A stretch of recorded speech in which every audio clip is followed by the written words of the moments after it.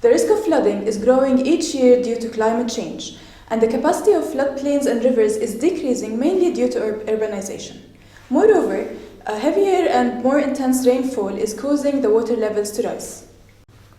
Not only that, during summer, temperatures are getting higher, especially in urban areas. Roofs, roads, buildings, and sidewalks provide less shade and moisture than natural landscapes and therefore contribute to higher temperatures. On the other hand, trees act as a natural cooling system for the land. So water-wise cities or water-sensitive cities, the main aim is actually to keep the water in the cycle, also in the cities, and we need the water in the cycle because due to climate change, we are now facing very severe weather extremes. So very hard, a lot of rain, and sometimes also dry seasons.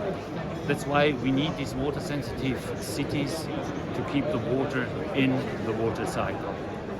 For keeping it in the water cycle, we have to store it during heavy rainfalls, and during the droughts, we can use it in order to give the water to our greeneries, to urban recreation areas, and sometimes even to our roofs, our green roofs. One of the concepts for adapting and mitigating floodings and heat waves is the implementation of green infrastructure such as swales, ponds, and retention basins in playgrounds, parks, and green spaces. Those spaces provide the opportunity to store large amounts of runoff through a variety of surface features. In this video, I will be focusing on children's playgrounds and the idea of integrating children in this concept. So it's very, very important that we start not only to talk to the political decision makers at the end of the day, we need also the population, and the very most important part of the population are our kids, the young generation, because what we are planning today, what we are building today, actually our kids, they have to cope with it. They have actually to live in our buildings, what we planned in our cities, where we actually put a lot of effort in.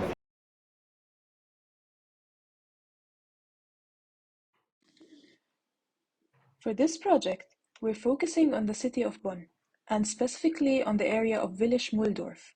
Vilich-Müldorf is a small district in the northeast of Bonn.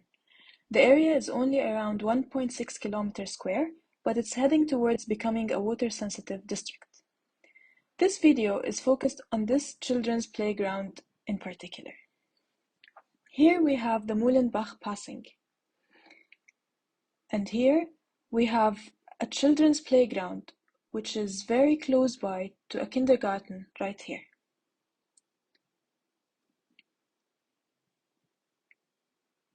And here we have a fence separating the children's playground from the Mühlenbach. Now in the map shown, we can see that the playground is vulnerable to floodings during the 100 years occurrence floods.